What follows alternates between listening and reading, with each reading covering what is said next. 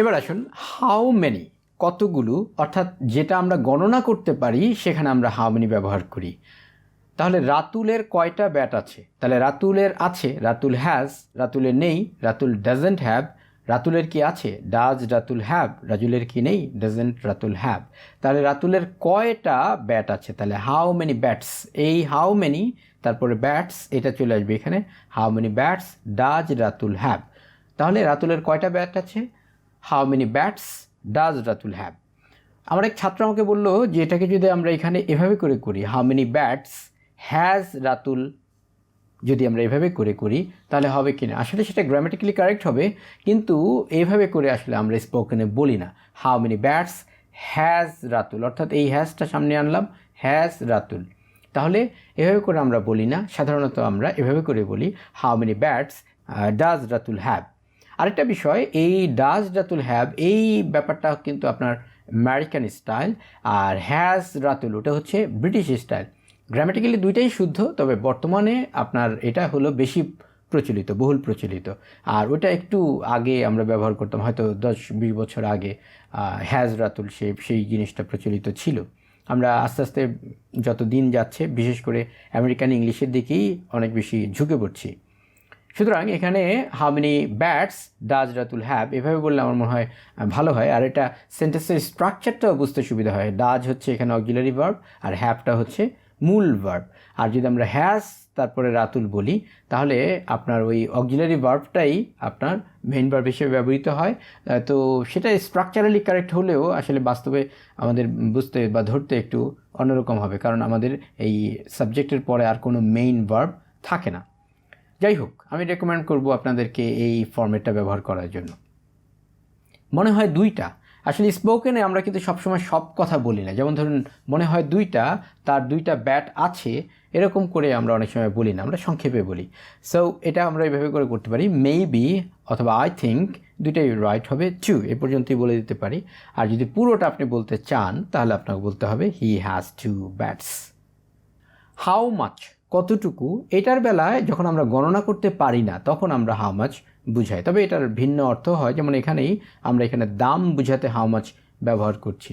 ঘড়িটার দাম কত? How much is this watch. এখন এই ইজ এটা কিন্তু আপনার এই সাবজেক্টের সামনে চলে আসবে প্রশ্ন করার সময়। How much is this watch, ঘড়িটার দাম কত?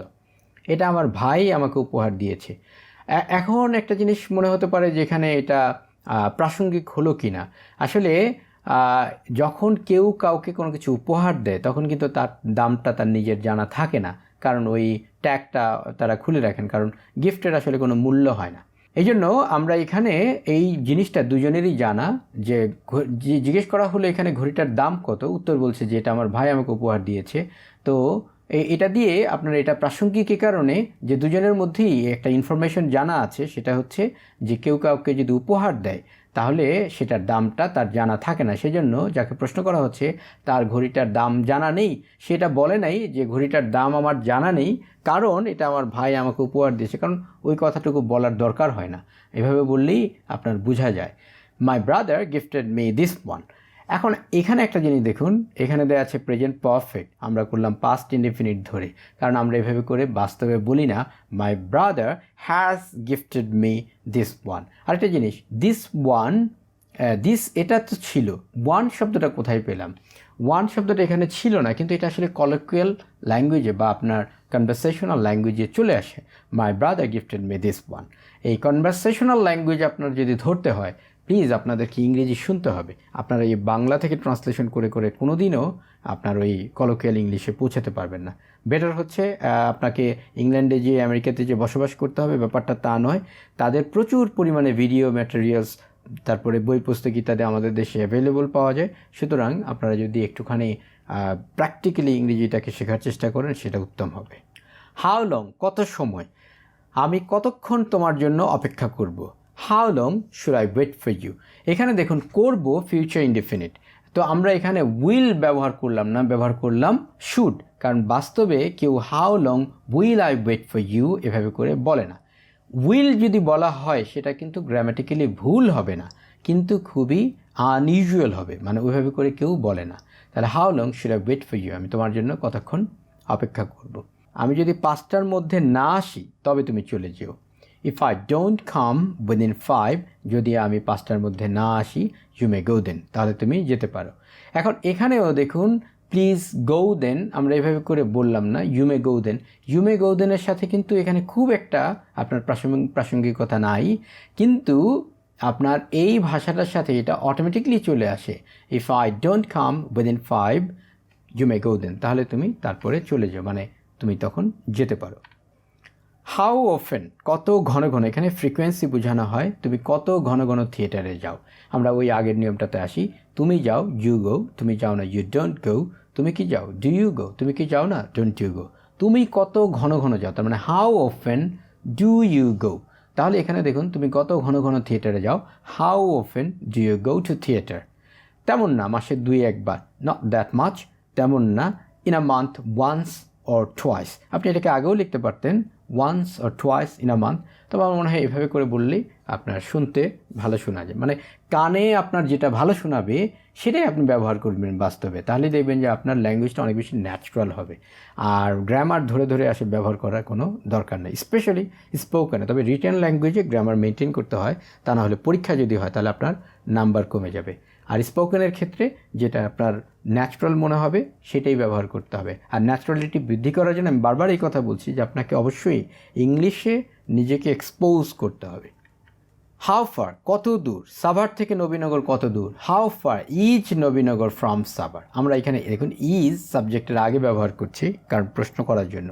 7-8 কিলোমিটার হবে, it will be 7 or 8 kilometres, তার মানে এটা হলো ফিউচার ইনডেফিনিট, আর আমরা ওই স্ট্রাকচার অনুযায়ী ব্যবহার করলাম। হাউ কাম, কীভাবে বা কেন। হাউ কাম দিয়ে মূলত একটি রিজন জানতে চাওয়া হয়, কারণ জানতে চাওয়া হয়। একটি চমৎকার একটি এক্সপ্রেশন, এটা আমরা সাধারণত কলোকিয়াল যে ইংলিশ, অর্থাৎ আমরা কনভারসেশনাল ইংলিশ এবং ইনফর্মাল সিচুয়েশনে আমরা এটাকে ব্যবহার করি। এটাতে আমরা আসছি উদাহরণের মাধ্যমে আমরা বুঝব। তুমি এখনও ডিজাইনটি সম্পূর্ণ করনি, প্রেজেন্ট পারফেক্ট টেন্স। তাহলে আমরা যদি বলি তুমি সম্পূর্ণ করেছো, ইউ হ্যাভ কমপ্লিটেড। তুমি সম্পূর্ণ করনি, ইউ হ্যাভেন্ট কমপ্লিটেড।